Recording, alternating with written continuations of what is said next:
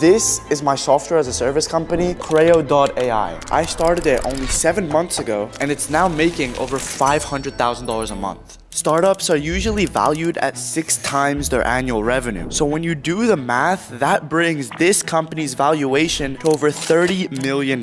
So here is everything I've learned from almost getting shut down. Just got off a 7-hour call to fix this shit. To hitting over 1 million users in 7 months at the age of 17.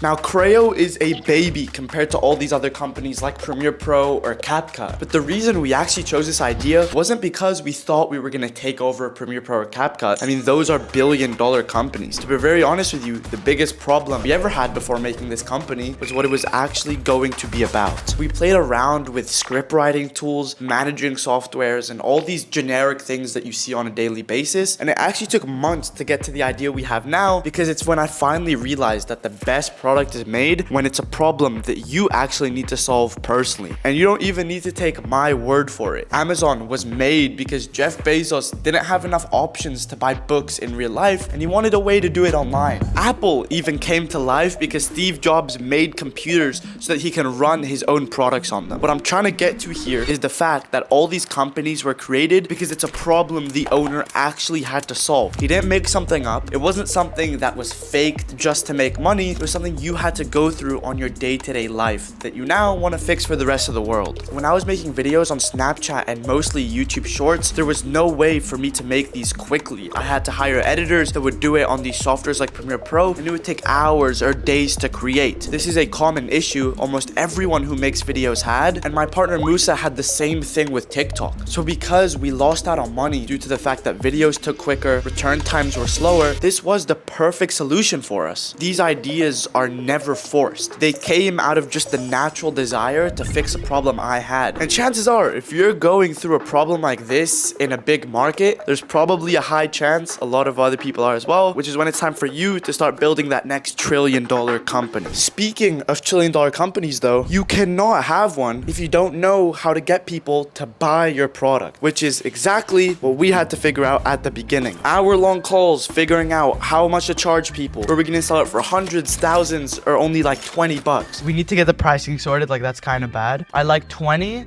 40, 80. I like that. All right, we can do 20, 40, 80. But then make sure there's a discount of 35% on the yearlies. Let's just do that and go with it, bro. These are all questions you have to ask yourself. Is the product something that appeals to a younger, teenage, or older audience? Because the biggest thing is knowing who you're actually selling to. If this isn't honed in, then you're gonna be selling something to someone who doesn't even want to buy it, which is when your trillion-dollar dreams go to zero.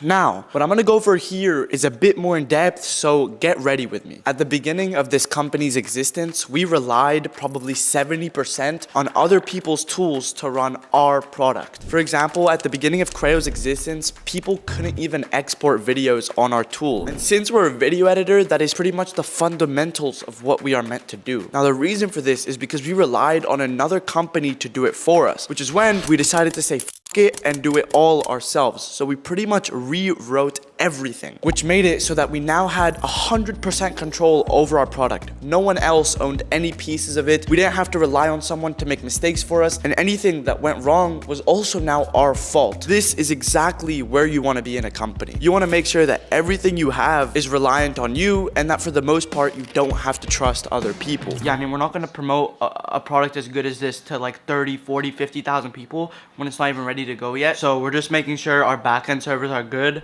and then we'll be able to launch again the free version to everyone.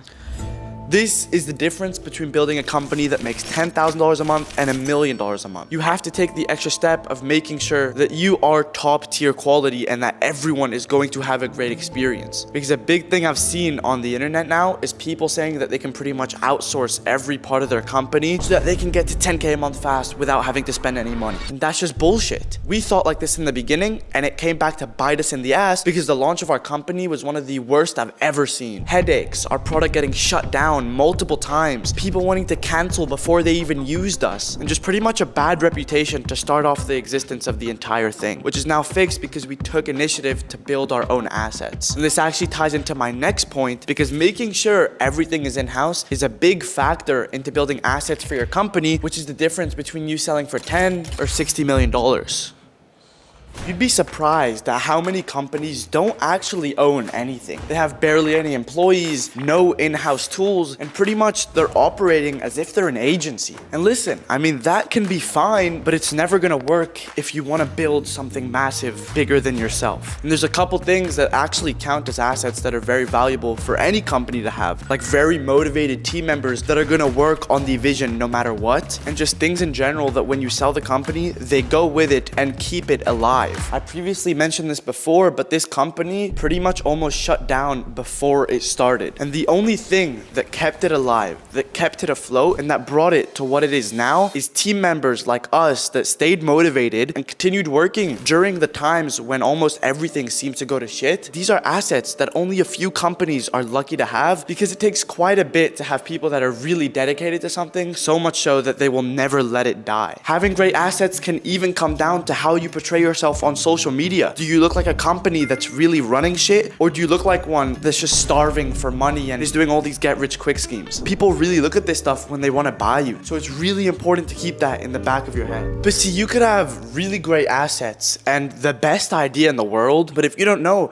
how to get your idea in front of thousands of people, then no one is going to buy it in the first place. So that is when knowing how to market comes in very handy. Musa and myself at the beginning had to make all the videos to promote this company, which is great. It got us our first $100,000, $200,000 a month in revenue. But this is not what was gonna take us to 500 or 600 because we couldn't just be making videos promoting the company all day forever. This also ties into what I talked about before, where if someone were to buy this company, they would have bought it with me and Musa having to do all the work still, which is not very ideal. And I'd say I'm much more of a business person than a creator, which is why building systems for Creo to continue growing to this day has been one of the things that's kept it going like this instead of this. We have over 20 people making videos every single day for Creo that I don't even have to worry about, simply because I built an insane system around it. The goal here was to get people on the team that actually were excited to promote our product and made videos in a similar area. So I would go ahead, research hundreds of people, call them, and get them a part of the vision to keep making content for the company. We wanted to get them excited about doing this every single day because, to be honest, the product is actually pretty cool. We make it easy for people to make short form videos, which solves a big issue in the market. But there does come a lot of problems with having a system like this. Sometimes the content that these people post